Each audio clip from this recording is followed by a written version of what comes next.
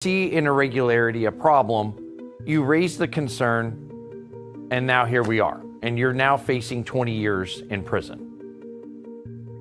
Well, I hate to say that it gets worse than that, but it actually gets worse than that.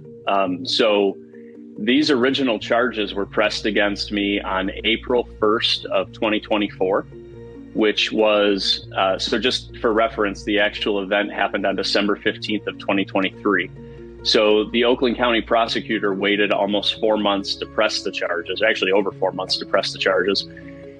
So I had separate counsel that was defending me last year. We got all the way through and finally had the charges dismissed on March 6th of 2025.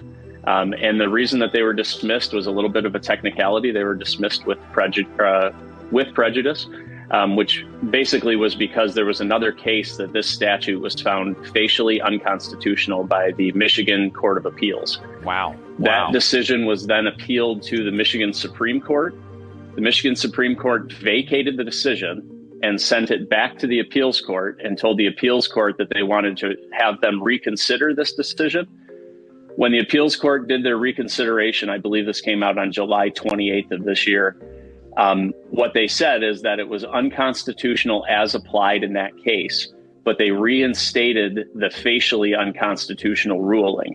So what that did is that opened the door for Oakland County to turn around and double down on these charges. Wow. So if it wasn't bad enough that they're doing it to me, literally this case was dismissed, and now they have decided that they're going to double down and go after it again. Oh. And the problem is we already have testimony from court documents that prove that they quite honestly don't have any case against us. So Andrew, I've got a question here. So were you the only person that noticed these irregularities with these seals? You were the sole person to see it, or did other people see these things as well? This is the problem with these seals.